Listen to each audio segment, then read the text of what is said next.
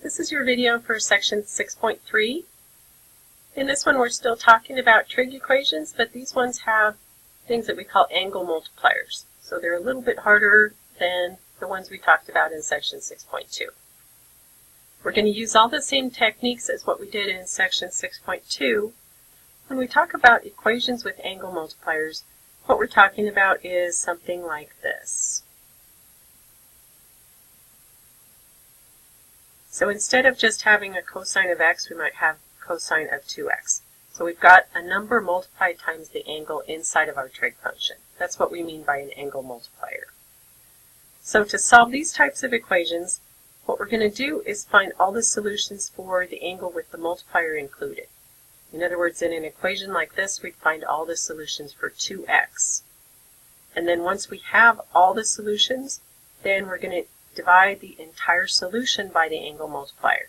In this one, we'd write out the set of all solutions, so we'd have the solutions plus 360 degrees n, or plus 2 pi times n, and then we would divide all of that by 2 to get just the x. The rule of thumb for this is that the number of solutions for our equation between 0 and 2 pi, or between 0 and 360 degrees, will be the number of solutions from this step up here multiplied by the angle multiplier. In an equation like this, if we ended up with one solution for this, for 2x, then we would end up with two solutions for just x. For these first couple of examples, we've got all the steps written out. For this one, we've got sine of 2 theta equals the square root of 2 over 2. We're trying to solve it over the interval from 0 to 360 degrees. So this one is in degrees. First, we're going to find all the solutions for the angle 2 theta. So we're treating this just like the equations in the last section. We've already got this solved for our trig function, so right here we would use our inverse sine function. We're trying to find the angle whose sine is the square root of 2 over 2. In the first quadrant, that would be 45 degrees. So 2 theta would be 45 degrees in the first quadrant. That would be our reference angle. The other place where sine is positive would be in the second quadrant. To get that angle, we're going to take 180 degrees minus our reference angle, which would give us 135 degrees. So our two solutions for 2 theta in this interval are 45 degrees and 135 degrees. Now we're going to use those to write the set of all solutions for our angle 2 theta. So we're going to take these and find all the coterminal angles. That means we're just taking each one of those solutions and adding 360 degrees times n.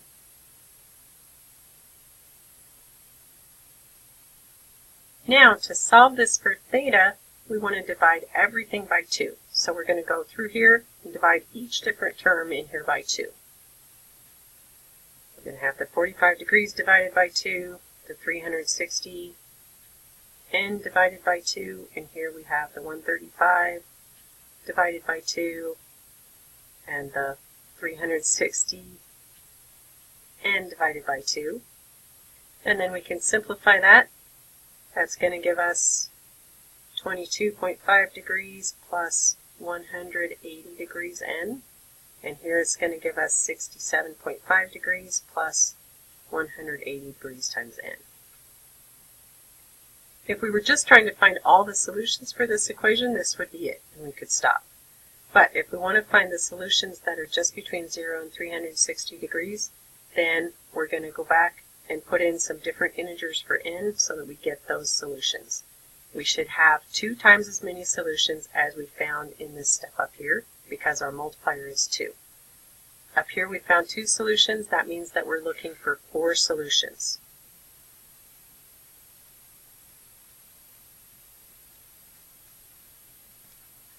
So solution number 1, I'm going to take this and make my n equal to 0.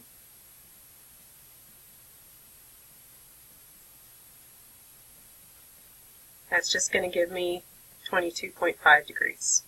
For my second one, I'm going to take this same one and make my n equal to 1. So I'm adding 22.5 and 180 That gives me 202.5 degrees. Now if I added another multiple of 180, that would put me over 360. So I've got all the ones I need from that one. My solution number 3, I'm going to go to my other part of my solution, the 67.5, and put in 0 for n. That's going to give me 67.5 degrees.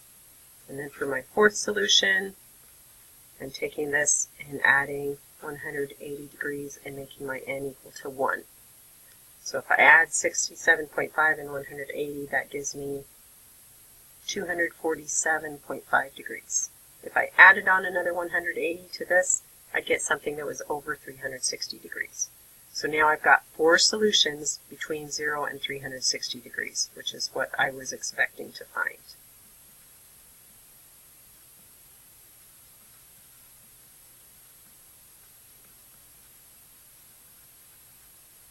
For this equation, now we're solving this between 0 and 2 pi, so we want this in radians. This time our angle multiplier is 3. So first of all, we're going to solve this for 3x. This is a linear type of equation, so we're going to start by solving for the secant of 3x. We just divide both sides by 5. And we get secant of 3x equals negative 1. Now, since secant is 1 over cosine, we want to think about where cosine is negative 1 between 0 and 2 pi. That only happens at pi. So that means that our 3x would equal pi. Now we're going to use this to find the set of all solutions for 3x. We just want all the angles coterminal with this one, which means we're adding multiples of 2 pi. So we have pi plus 2 pi times n. Now we want to find all solutions for the angle x, so we're going to take this equation up here and divide everything by 3. That gives us pi over 3 here, and 2 pi over 3 times n there. So that would be all of our solutions for x. Now we want to go back and find all the solutions between 0 and 2 pi. We should end up with 3 times as many solutions as we found in step 1. We only had one solution here. We're going to have 3 times that many, so we're looking for 3 solutions.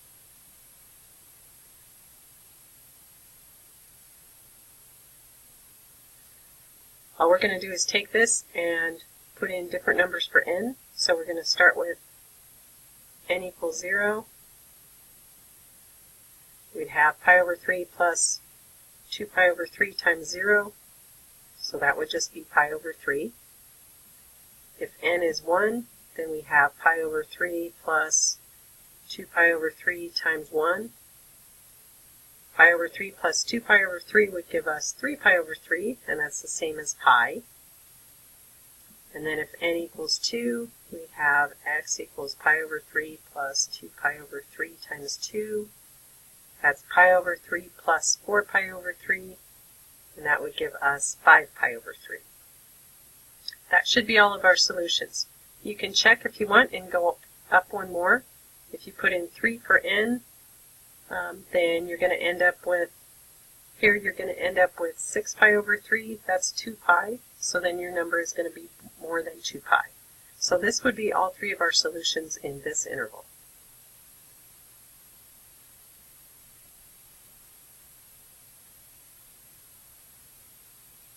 Okay, let's do another one. This time our angle multiplier is actually a fraction, so we could rewrite this as 1/2 times x, if we want to think about it that way. So our angle multiplier is actually 1/2. So we're going to start out by solving for 1/2 x, or x over 2, between 0 and 2 pi. But this equation is quadratic in form since we've got tangent squared. And this one, if we get 0 on one side, we're not really going to be able to factor that very well. So what I'm going to do here instead is I'm going to divide both sides by 3 so that I have a 1/3 on this side, and then I'm going to take the square root of each side. That's going to give me just tangent of 1/2 x on this side. On this side I have to do plus or minus the square root of 1/3. That's going to simplify to plus or minus 1 over the square root of 3. Now, in the interval between 0 and 2 pi, this is going to give us 4 different solutions, one in each quadrant. So what we're going to look for first is the reference angle in the first quadrant. This is one of our special angle values. If we look at positive 1 over the square root of 3, that would be where our angle is pi over 6. So that's our reference angle for quadrant 2. We'd have pi minus this, 5 pi over 6. For quadrant 3, we'd have pi plus pi over 6, which would be 7 pi over 6. And for quadrant 4, we'd have 2 pi minus pi over 6, and that would give us 11 pi over 6. So we've got our 4 solutions between 0 and 2 pi. Now we're going to write the set of all solutions for 1/2 x, or x over 2. So we're going to take each one of those and write it with the coterminal angles. We have pi over 6 plus 2 pi n, 5 pi over 6 plus 2 pi n, 7 pi over 6 plus 2 pi n, and 11 pi over 6 plus 2 pi n. Now that we have our solutions for x over 2, now what we want to do is solve for x. So we're going to divide everything by 1/2, or in other words, we're going to multiply everything by 2. So every single term over here we're going to multiply by 2. That gives us x equals, if we multiply this by 2, we end up with pi over 3 plus 4 pi n. Here we get 5 pi over 3 plus 4 pi n. It's important to remember that you're multiplying both of these terms in each one by 2. Here we get 7 pi over 3 plus 4 pi n, and here we get 11 pi over 3 plus 4 pi n. So those would be all of our solutions for x. Then if we wanted to find the solutions just between 0 and 2 pi, we should be looking for half as many solutions as we found in step 1, since our angle multiplier was 1/2. In step 1, we've had 4 solutions, so that means we should have 2 solutions between 0 and 2 pi. So we're going to look at each one of these and see what happens if we use n equals 0. For this one, we'd have pi over 3. That's between 0 and 2 pi. And for the next one, we would get 5 pi over 3. That's between 0 and 2 pi. If we look at this one, 7 pi over 3, that's already more than 2 pi. So that one's not going to work even if n is 0. And same for this one, if n is 0, we still get 11 pi over 3, and that's more than 2 pi. So these are our 2 solutions.